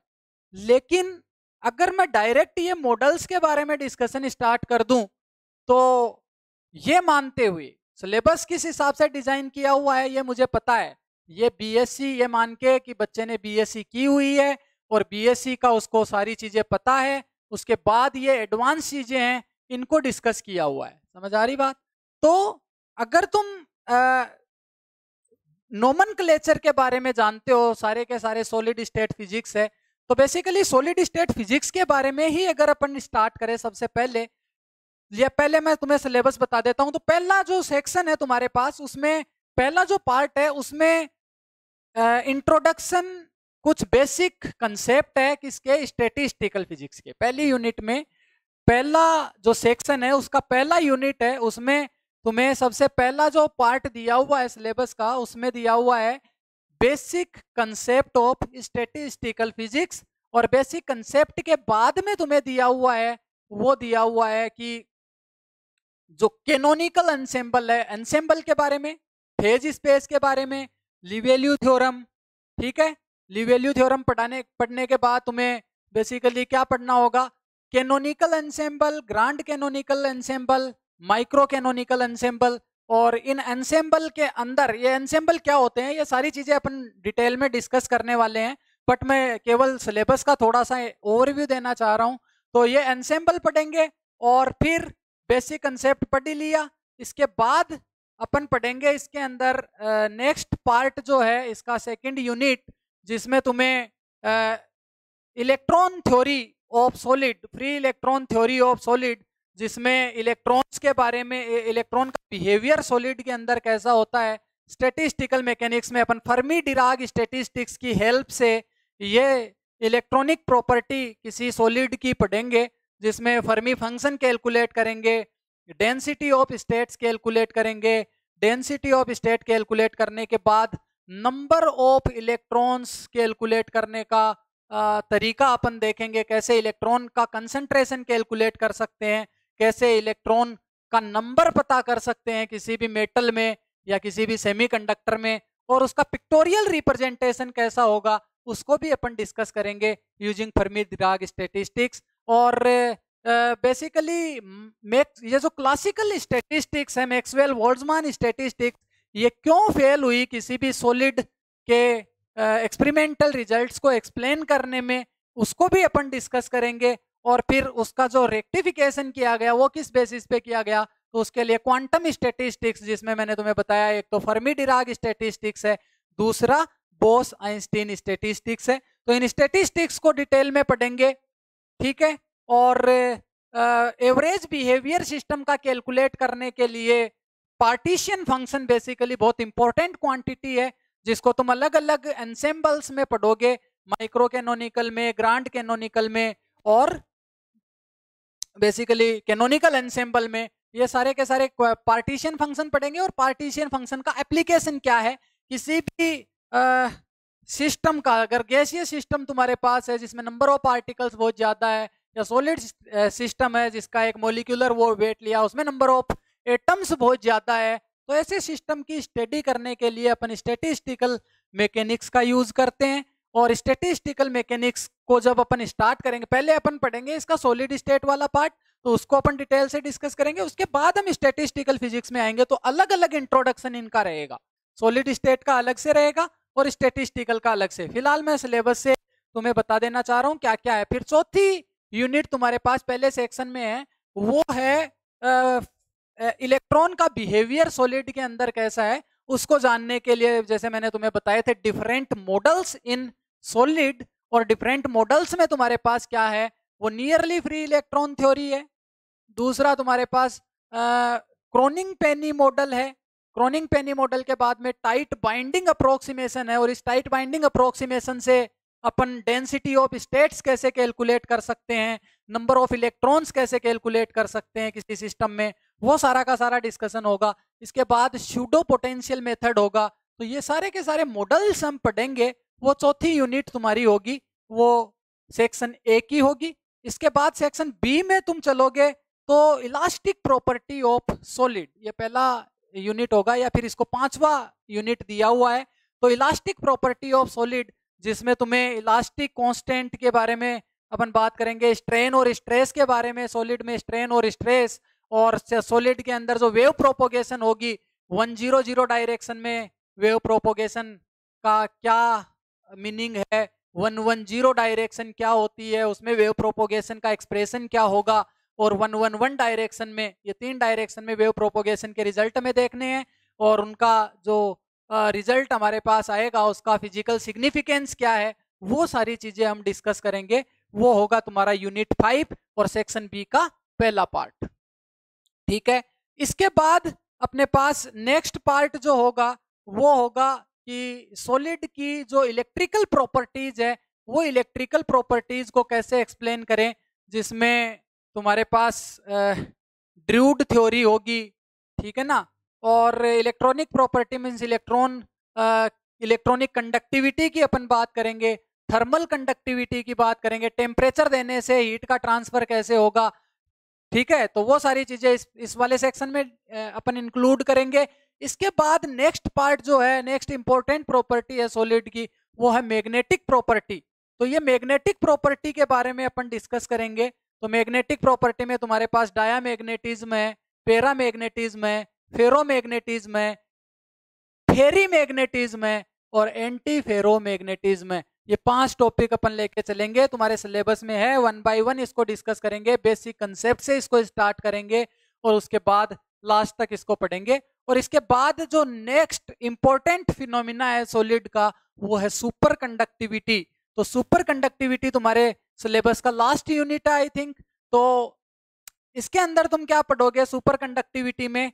तो सुपर कंडक्टिविटी में बेसिकली हम कोई भी सॉलिड है उसमें अगर रेजिस्टिविटी 0 हो जाए, रेजिस्टिविटी 0 मींस सॉलिड का रेजिस्टेंस 0 हो जाए, तो उस स्टेज को अपन बोलेंगे सुपर कंडक्टिंग स्टेज। और ये कब होता है, कैसे होता है, सुपर कंडक्टिविटी कैसे अचीव की जाती है, कौन कौन से मेटेरियल सुपर कंडक्टिविटी को सुपर कंडक्टिंग स्टेट में जा सकते हैं, मेटल्स से सुपर कंडक्टर बन सकता है क्या, सेमीकंडक्टर से सुपर कंडक्टर बन सकता है क्या, इन सारी चीजों को अपन डिस्कस करेंगे। कुछ एक्सपेरिमेंटल रिजल्ट्स को हम यहाँ पे देखेंगे, सुपर कंडक्टिविटी फिनोमिना को, जो क्या क्या सुपर कंडक्टिंग स्टेट में मटेरियल का बिहेवियर कैसा हो जाता है उसको अपन देखेंगे, जिसमें तुम देखोगे कि रजिस्टिविटी टेम्परेचर ग्राफ कैसा होगा, मैग्नेटिक फील्ड का टेम्परेचर के साथ ग्राफ कैसे होगा, ठीक है ना। उसके बाद आइसोटोप इफेक्ट क्या है, एंट्रोपी सुपर कंडक्टिंग स्टेट और नॉर्मल स्टेट में कैसी होती है, ठीक है। उसके बाद स्पेसिफिक हीट का नेचर कैसा होगा सुपर कंडक्टिंग स्टेट और नॉर्मल स्टेट में। उसके बाद इस सुपर कंडक्टिंग फिनोमिना को एक्सप्लेन करने के लिए कुछ थ्योरीज हैं, वो थ्योरीज क्या, कौन सी थ्योरी क्या एक्सप्लेन कर पाई, इसमें तुम्हारे पास लंदन इक्वेशन होगी, London first equation, second equation, वो कौन कौन से पार्ट को एक्सप्लेन कर पाती है, कौन से पार्ट को एक्सप्लेन नहीं कर पाती। उसके बाद जो पार्ट रह गया उसको एक्सप्लेन करने के लिए कौन सी थ्योरी है, तो जनरली क्वांटम मैकेनिकल थ्योरी का भी यहाँ पे यूज करेंगे, जिसमें BCS theory of super conductivity को हम डील करने वाले हैं। इसके बाद सुपर कंडक्टिंग फिनोमिना एक और तुम्हारे पास इंपॉर्टेंट रिजल्ट आता है, वो जोसेफसन जैक्सन, जिसमें तुम जोसेफसन इफेक्ट पढ़ोगे, उसमें एसी जोसेफसन इफेक्ट है, डीसी जोसेफसन इफेक्ट है, वो क्या होता है उसको डिटेल में डिस्कस करेंगे। और फ्लक्स क्वांटाइजेशन क्या होता है, फ्लक्स कैसे quantize, purely quantum mechanical phenomena है। मैंने तुम्हें कहा कि अगर तुम्हें क्वांटम मैकेनिक्स अच्छे से समझ में आई हुई है, बेसिक रूल्स तुम्हें क्वांटम मैकेनिक्स के पता है, तो सॉलिड स्टेट फिजिक्स को समझने में कोई दिक्कत नहीं आएगी।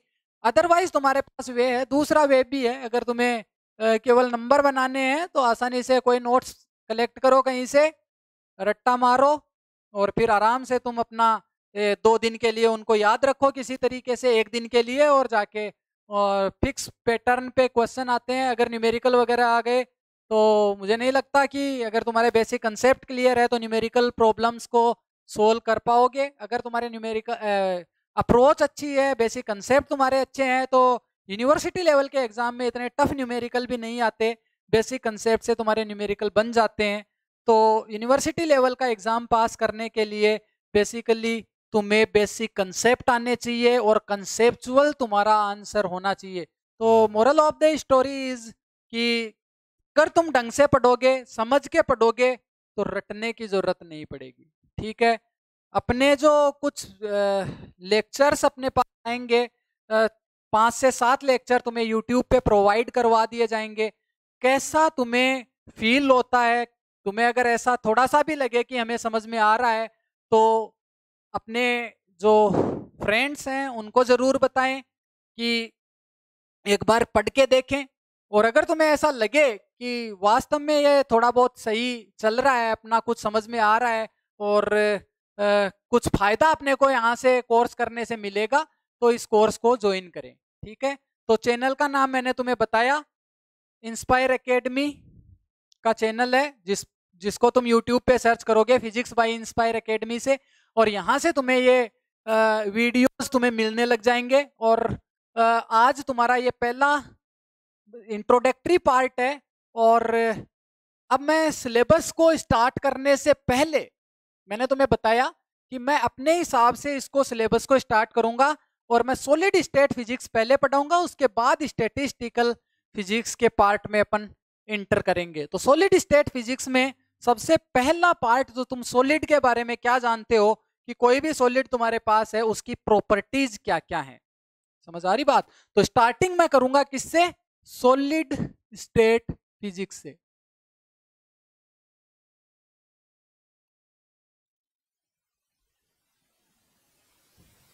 तो बेसिकली अब मैं ये मान के चलूंगा कि तुम्हें बीएससी में जो पढ़ा हुआ है वो तुम कुछ कुछ उसको रिकॉल करेंगे अपन, है ना। रिकॉल करने का मतलब है, अगर तुम्हारे कंसेप्ट तुम्हारे क्लियर नहीं हुए थे तो कोई दिक्कत नहीं, मैं उन चीजों को तुम्हें पहले बताऊंगा जो इस सॉलिड स्टेट फिजिक्स के कोर्स में तुम्हें हेल्प करेंगे, ठीक है। टर्म्स एंड टर्मिनोलॉजीज बेसिकली तुम नोमेनक्लेचर की बात कर सकते हो, क्योंकि तुम्हें बार बार ये शब्द सुनने को मिलेंगे कि रेसिप्रोकल लैटिस स्पेस में ये वेव वेक्टर होता है, ये होता है।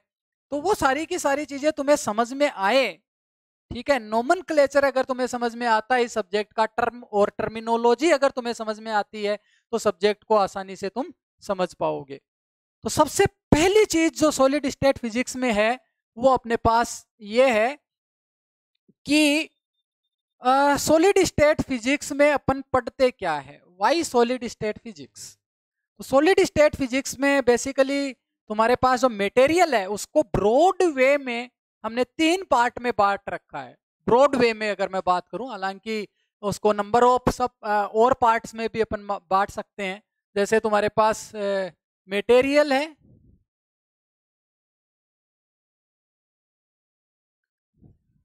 और इस मटेरियल को मैंने ब्रॉडली 3 पार्ट में बांट रखा है। और ये 3 पार्ट कौन कौन से होंगे? पहला पार्ट तुम्हारे पास होगा सॉलिड, दूसरा पार्ट इसका होगा लिक्विड, ये मटेरियल या इसको मेटर भी कह सकता हूं मैं। मेटर की 3 स्टेट बेसिकली ब्रॉड वे में अपन लेते हैं, लिक्विड, और तीसरा है गैस, ठीक है। सॉलिड, लिक्विड और गैस। तो बेसिकली ये 3 स्टेट होती है मेटर की। हालांकि इसके अलावा भी स्टेट होती है जिसको तुम बोलते हो प्लाज्मा, फिर बोस आइंस्टीन कंडेंसेशन स्टेट। तो उनके बारे में तो अपन बाद में पढ़ेंगे, बट ब्रॉडली इसको 3 पार्ट में डिवाइड किया जाता है। और ये डिवाइडेशन किस वजह से किया जाता है, किस आधार पे ये डिवाइड किया है मटेरियल को? तो वो बेसिस इसका है on the basis of viscosity. On the basis of viscosity. अगर मटेरियल बहुत ज्यादा उसकी विस्कोसिटी है, ठीक है, तो उसको अपन कहेंगे सॉलिड। अगर विस्कोसिटी की रेंज, कोई पर्टिकुलर रेंज अपन ले ले, तो उस कैटेगरी में अगर विस्कोसिटी की रेंज इस रेंज में आती है तो उसको हम कहेंगे लिक्विड। और गैसियस स्टेट में विस्कोसिटी बहुत कम होगी मटेरियल की। तो ये जो ब्रॉडली 3 पार्ट में डिवाइडेशन हुआ है मैटर का, वो on the basis of viscosity हुआ है। और विस्कोसिटी अगर बहुत ज्यादा है तो मटेरियल सॉलिड की कैटेगरी में आएगा, बहुत कम है तो गैस की कैटेगरी में। और बेसिकली ये जो पार्टिकल्स की इंटर मोलिकुलर सेपरेशन अगर बात करें तो सॉलिड में बहुत कम होगी। ये तो तुम्हें पता है, बेसिक चीजें हैं कि अगर तुम्हारे पास इंटरमोलिकुलर डिस्टेंसेज बहुत कम है तो सॉलिड में सबसे कम होगी, लिक्विड में थोड़ी ज्यादा होगी, और गैसियस में सबसे ज्यादा होगी। तो बेसिकली इस वे में भी अपन इन तीनों मटेरियल्स को डिफाइन कर सकते हैं, सॉलिड, लिक्विड और गैस को, इंटरमोलिकुलर डिस्टेंसेज के बेसिस पे। और ब्रॉड वे में इसको डिस्कस अगर अपन करें तो on the basis of viscosity इसको डिस्कस कर सकते हैं। हमारे पास जो हमारा एरिया ऑफ इंटरेस्ट है वो सॉलिड, ये वाला पार्ट अपने को स्पेशली डील करना है इस सॉलिड स्टेट फिजिक्स में, ठीक है। तो जनरली जो सॉलिड की प्रॉपर्टीज है, क्या क्या प्रॉपर्टीज होती है? तो कुछ सॉलिड ऐसे होते हैं जिसमें हम जनरल प्रॉपर्टीज की बात कर सकते हैं। जनरल प्रॉपर्टीज का मतलब जो तुम अपने इस डेली लाइफ में यूज करते हो, उन प्रॉपर्टीज की बात करें तो कुछ सॉलिड तुम्हारे पास ऐसे होते हैं जो मैग्नेट की तरह काम करते हैं। मैग्नेट यानी कि तुम उसको किसी मैग्नेटिक मटेरियल के पास लेके जाओगे तो वो अट्रैक्ट करेंगे, रिपेल करेंगे, ऐसे फिनोमिना शो करते हैं। लेकिन सारे सॉलिड नहीं करते, कुछ सॉलिड ही ऐसा फिनोमिना कुछ सॉलिड्स में ही तुम्हें देखने को मिलेगा। तो या फिर दूसरा, कुछ सॉलिड ऐसे होंगे जिसमें इलेक्ट्रिसिटी कंडक्ट करवाने में, या लाइट या फिर यूं कहे करंट फ्लो करवाने के लिए काम में लेते हैं। जैसे कॉपर को जनरली तुम अपने ट्रांसमिशन लाइंस में यूज करते हो, फेरस है, एल्यूमिनियम की हालांकि कंडक्टिविटी कम होती है लेकिन ये एल्यूमिनियम भी बहुत ज्यादा यूज किया जाता है। ऐसे मटेरियल इनकी प्रॉपर्टी, कुछ सॉलिड ऐसे होते हैं जिनकी प्रॉपर्टी इलेक्ट्रिकल प्रॉपर्टीज होती है। Electrical property means electrical conductivity की बात करें तो वो इलेक्ट्रिसिटी को कंडक्ट करने में हेल्पफुल रहते हैं। सारे के सारे सॉलिड ऐसा करने में सक्षम नहीं है, ठीक है। इसके बाद मैग्नेटिक प्रॉपर्टी की बात कर ली, कुछ सॉलिड ऐसे होते हैं जो हीट को कंडक्ट करने में काम आते हैं, हीट का ट्रांसफर उसके अंदर से हो सकता है। सारे सॉलिड ऐसा नहीं कर पाते, कुछ सॉलिड हीट को हीट से इंसुलेटेड होते, हीट का ट्रांसफर नहीं कर पाते, तो ऐसे सॉलिड के बारे उसकी प्रॉपर्टी अलग होगी। और बहुत सारी प्रॉपर्टीज है जिनको अपन इस सॉलिड स्टेट फिजिक्स, सॉलिड की बहुत सारी प्रॉपर्टीज तुम्हें देखने को मिलेगी। तो ये जो कोर्स है बेसिकली, इस कोर्स में सॉलिड स्टेट फिजिक्स में हम क्या देखेंगे, प्रॉपर्टीज ऑफ सॉलिड देखेंगे। पहली चीज क्या देखेंगे, प्रॉपर्टीज ऑफ सॉलिड। और ये सारी की सारी प्रॉपर्टीज जो मैं डिस्कस कर रहा हूं, इलेक्ट्रॉनिक प्रॉपर्टी, थर्मल प्रॉपर्टी या फिर इलेक्ट्रॉनिक प्रॉपर्टी,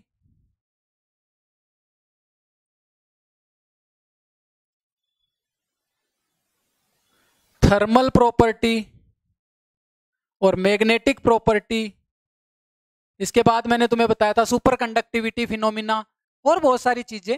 तो ऐसी प्रॉपर्टीज इस मटेरियल्स की होती है। उन सब चीजों में मेन इंपॉर्टेंट रोल होता है, इन सारी प्रॉपर्टीज में जो इंपॉर्टेंट रोल होता है, एक मैं कह दूं सुपर कंडक्टिविटी,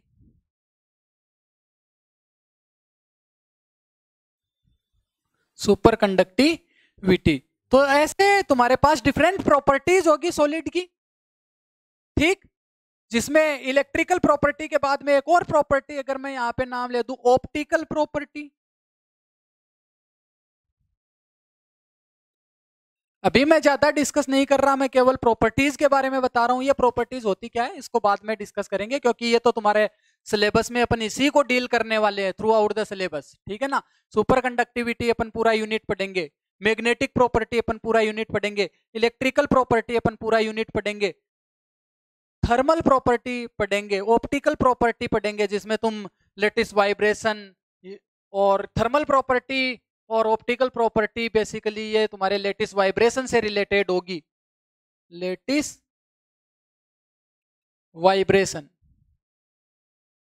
तो यहां पे तुम देख रहे हो अजीब अजीब नाम तुम्हें देखने को मिल रहे हैं, लेटिस, तो ये टर्मिनोलॉजी है सॉलिड की, क्या है, टर्मिनोलॉजी। मैंने तुम्हें बताया था नोमेनक्लेचर तुम्हें पता होना चाहिए, तो उस नोमेनक्लेचर कहां से आया, अभी तुम्हारे सिलेबस में ये सारी चीजें हैं, लेकिन ये लेटिस क्या है, यूनिट सेल क्या है, परमिटिव सेल क्या है, प्रीवियस लेटिस क्या है, समझ आ रही बात, स्पेस लेटिस क्या है, लेटिस पॉइंट क्या है, ये सारी की सारी चीजें क्या है, प्लेन तुम कहोगे कि 100 प्लेन या 100 डायरेक्शन, ठीक है, 111 डायरेक्शन या 111 प्लेन, व्हाट इज दिस। तो ये सारी की सारी चीजें हैं, ये सॉलिड को समझने के लिए, ये सारा का सारा स्टडी करने के लिए हमने एक टर्मिनोलॉजीज डिसाइड की हुई है। ये टर्मिनोलॉजीज की टर्म में इन प्रॉपर्टीज को अपन एक्सप्लेन करेंगे, समझ में आ रही बात। तो वो तुम्हारा बेसिक पार्ट है जो तुमने बीएससी थर्ड ईयर में पढ़ा था, जिसमें तुमने उस पार्ट को तुमने कहा था क्रिस्टलोग्राफी।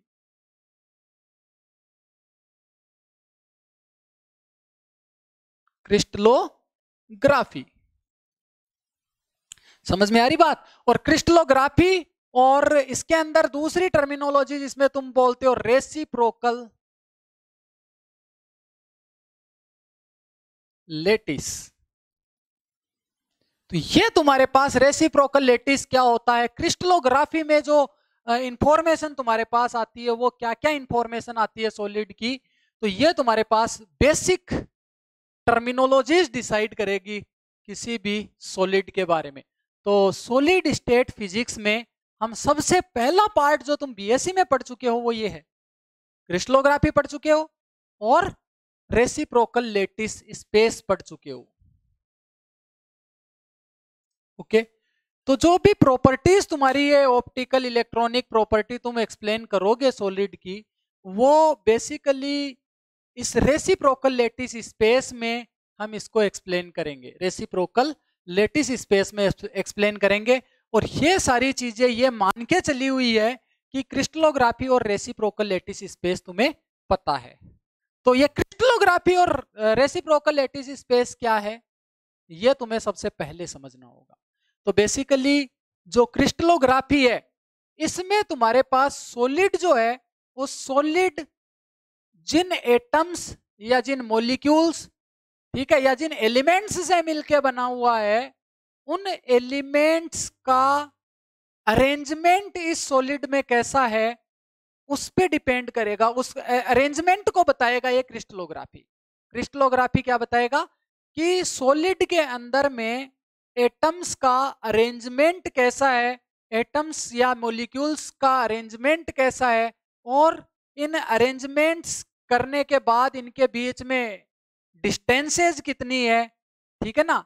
डिस्टेंसेज को भी अपन स्पेशल नाम देंगे ए बी सी, जिसको तुम लेटिस पैरामीटर बोलते हो। वो डिस्टेंसेज क्या क्या है, किन किन एंगल पे ये ए बी सी है, ये सारी की सारी इंफॉर्मेशन, यानी ये एटम यहाँ पे है, ये एटम यहाँ पे है, तो ओरिजिन से ये इधर है, ये वेक्टर ये है, इन दोनों का बीच का एंगल कितना है। तो वो सारी की सारी चीजें जो इंफॉर्मेशन है, वो सारी की सारी इंफॉर्मेशन तुम किस में सीखते हो, वो क्रिस्टलोग्राफी में सीखते हो, ठीक है। और फिर जो प्रॉपर्टी तुम्हारे पास है सॉलिड की, वो प्रॉपर्टी कहां से आती है, तो उसमें एक चीज इंपॉर्टेंट है, वो है इलेक्ट्रॉन का बिहेवियर।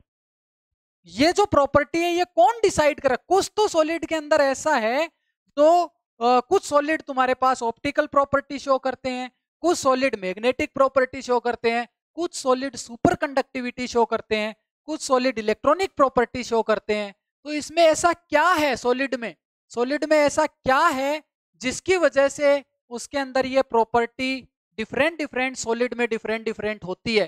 तो बेसिकली इन सभी ये जो मटेरियल्स हैं, अलग अलग सॉलिड्स हैं, उस सॉलिड्स के अंदर जो इलेक्ट्रॉन का बिहेवियर है, इलेक्ट्रॉन किस तरीके का फोर्स उसके अंदर फील करता है, इलेक्ट्रॉन का फोर्स या इलेक्ट्रॉन उस पूरे सॉलिड में अगर ट्रेवल कर रहा है तो कैसा फोर्स फील करता है, किस इन्वायरमेंट में वो सॉलिड है, इलेक्ट्रॉन है सॉलिड के अंदर, वो एनवायरमेंट अलग अलग सॉलिड के अंदर अलग अलग होगा। तो बेसिकली इस ब्रांच में हम जो पढ़ने वाले हैं सॉलिड स्टेट फिजिक्स में, वो पहला चीज ये है कि arrangement of atoms inside the solid, जिसको तुम बोलते हो क्रिस्टलोग्राफी। तो उसको वहां से क्या निकल के आएगी, क्रिस्टलोग्राफिक इंफॉर्मेशन निकल के आएगी। वहां से तुम्हारे पास लेटिस का कंसेप्ट आएगा, वहां से तुम्हारे पास यूनिट सेल का कंसेप्ट आएगा, यानी ये टर्मिनोलॉजीज की बात कर रहा हूं। वहां से तुम्हारे पास प्रिमिटिव सेल का कंसेप्ट आएगा, वहां से तुम्हारे पास लेटिस प्लेन्स का कंसेप्ट आएगा, वहां से तुम्हारे पास जो ज्योमेट्रिकल स्केटरल फैक्टर है उसका कंसेप्ट आएगा, वहां से तुम्हारे पास स्केटरिंग का कंसेप्ट आएगा, जिसको तुम एक्सरे स्केटरिंग बोलते हो। वो क्यों एक्सरे स्केटरिंग सॉलिड में क्यों होता है, तो डिफ्रैक्शन का मीनिंग क्या होता है, वो सारी चीजें यहाँ पे अपन डील नहीं करने वाले, क्योंकि ये तुम्हें मान के चला हुआ है कि ये बीएससी में तुम कर चुके हो। समझ आ रही बात। तो यहां से जो सिलेबस का जो पहला डेफिनेशन मैं सॉलिड स्टेट फिजिक्स की देने जा रहा हूं, वो ये होगा, the branch of physics, the branch of physics in which we study the structure of solid, structure of solid in the sense the arrangement of atoms or molecules inside the solid, and दूसरा part क्या होगा, behavior of electron inside the solid, behavior of electron inside the solid which which will explain the property of solid. कौन सी property, अगर behaviour ऐसा हुआ तो optical property, अगर electron का बिहेवियर चेंज हो गया तो वो मैग्नेटिक प्रॉपर्टी शो करेगा, अगर इलेक्ट्रॉन का बिहेवियर अगर ऐसा है तो इलेक्ट्रॉनिक प्रॉपर्टी शो करेगा, एंड ऑल दीज थिंग्स। तो ये जो भी प्रॉपर्टीज है सॉलिड की, वो डिपेंड करेगी कि उस सॉलिड के अंदर इलेक्ट्रॉन क्या कैसा फील कर रहा है। समझ में आ रही बात, इलेक्ट्रॉन कैसा फील कर रहा है उस पर डिपेंड करेगा कि उसकी प्रॉपर्टी कैसी होने वाली है। तो बेसिकली सॉलिड स्टेट फिजिक्स को अगर तुम डिफाइन करोगे तो सॉलिड स्टेट फिजिक्स में यहां पे लिखने वाला हूं, solid state physics is the branch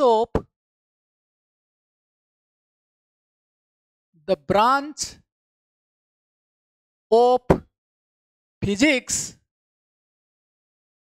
which deals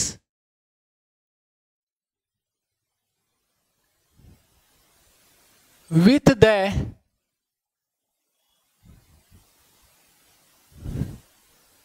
arrangement of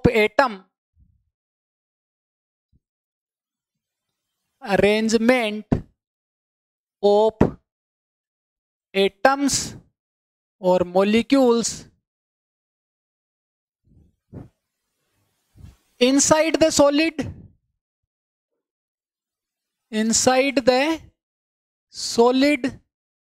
and behavior of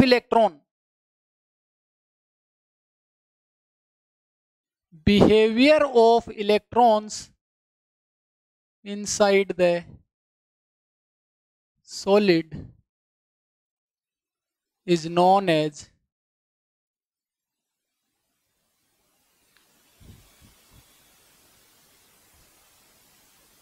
solid state physics. Is known as solid state physics. ये तुम्हारे पास डेफिनेशन हो गई। सॉलिड स्टेट फिजिक्स को हमने कैसे डिफाइन किया है, तो बेसिकली तुम्हें ये पता होना चाहिए कि सॉलिड स्टेट फिजिक्स में तुम क्या क्या पढ़ने जा रहे हो, है ना। क्या क्या पढ़ने जा रहे हैं, सॉलिड की प्रॉपर्टीज के बारे में पढ़ने जा रहे हैं। कौन कौन सी properties, electrical property, optical property, ठीक है, सुपर कंडक्टिविटी वाली प्रॉपर्टी, मैग्नेटिक प्रॉपर्टी और थर्मल प्रॉपर्टी, इस टाइप की प्रॉपर्टीज को अपन पढ़ने जा रहे हैं। तो ऐसी ब्रांच फिजिक्स की जिसमें हम सॉलिड के अंदर, और ये प्रॉपर्टी कहां से आएगी, मैंने तुम्हें बताया इलेक्ट्रॉन का बिहेवियर इस सॉलिड में कैसा है वो जानने की कोशिश करेंगे और वहीं से ये प्रॉपर्टी डिफाइन होगी। तो the branch of physics which deals with the study of structure of solid, और structure of solid means arrangement of atoms और molecule inside the solid and behaviour of electron inside the solid. तो इस branch में अपन क्या पढ़ने वाले हैं कि इस सॉलिड के अंदर एटम्स का अरेंजमेंट कैसा है, उसकी क्रिस्टलोग्राफिक इंफॉर्मेशन, और दूसरा उस सॉलिड के अंदर इलेक्ट्रॉन का बिहेवियर कैसा है, जो बिहेवियर तुम्हें इसकी प्रॉपर्टी से उस इलेक्ट्रॉन के बिहेवियर पे उस सॉलिड की प्रॉपर्टी डिपेंड करेगी। तो behaviour of electron inside the solid, ये ब्रांच में अपन ये पढ़ने वाले हैं। तो इसी को तुम सॉलिड स्टेट फिजिक्स कहोगे। क्लियर? ओके।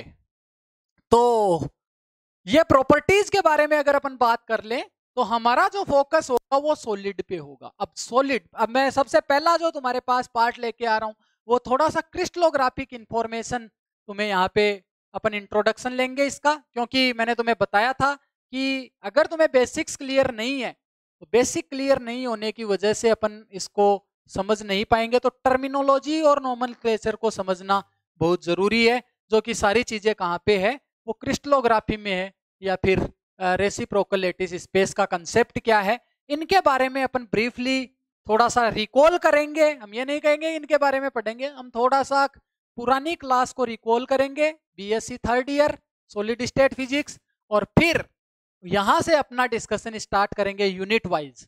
तो सबसे पहला पार्ट होगा वो क्रिस्टलोग्राफी से होगा और यहीं से अपन इसको स्टार्ट करेंगे। तो नेक्स्ट लेक्चर में अपन स्टार्ट करेंगे सबसे पहले क्रिस्टलोग्राफी, और क्रिस्टलोग्राफी में तुम्हारे पास जो बेसिक इंफॉर्मेशन है सॉलिड में एटम्स का अरेंजमेंट कैसा है उसको तुम्हें देखना है, और अरेंजमेंट के साथ साथ जो बेसिक टर्मिनोलॉजीज है वो क्या है सॉलिड के अंदर वो हमें देखनी है। तो अगली क्लास में अपन सबसे पहले स्टार्ट करेंगे क्रिस्टलोग्राफी से, और लगातार तुम्हें 5-7 लेक्चर तुम्हें मिलेंगे, इनको तुम देखो और वहां से अपन ये वाला पार्ट बेसिक कंसेप्ट वाला पार्ट कंप्लीट करके यूनिट वाइज अपन इस सिलेबस को आगे बढ़ाएंगे, अलग अलग प्रॉपर्टीज को अपन डिस्कस करेंगे। तो आज के लिए ये तुम्हारे पास बेसिक इंट्रोडक्शन वाला पार्ट था, और लगातार 1 या 2 क्लास और चलेगी इंट्रोडक्शन की, उसके बाद अपन सिलेबस वाइज स्टार्ट करेंगे टॉपिक का डिस्कशन करना, ताकि तुम उस पोजीशन में आ जाओ कि जो भी चीज़ें तुम्हें पढ़ाई जाए वो तुम्हें आसानी से समझ में आए। तो थैंक यू फॉर वॉचिंग। जैसा कि मैंने तुम्हें बताया कि अगर तुम्हें वीडियो अच्छा लगे, हालांकि इसमें तुम ज़्यादा कुछ जज नहीं कर पाओगे। अगली क्लास से तुम कंटिन्यू करना, 4-5 क्लास लगातार देखना, उसके बाद तुम आसानी से समझ पाओगे कि अपन कैसे इस सिलेबस को डील कर सकेंगे या नहीं कर सकेंगे। तो उसका जो बैकग्राउंड स्टोरी है पहले उसको प्रिपेयर करते हैं, उसके बाद अपन इसको स्टार्ट करेंगे।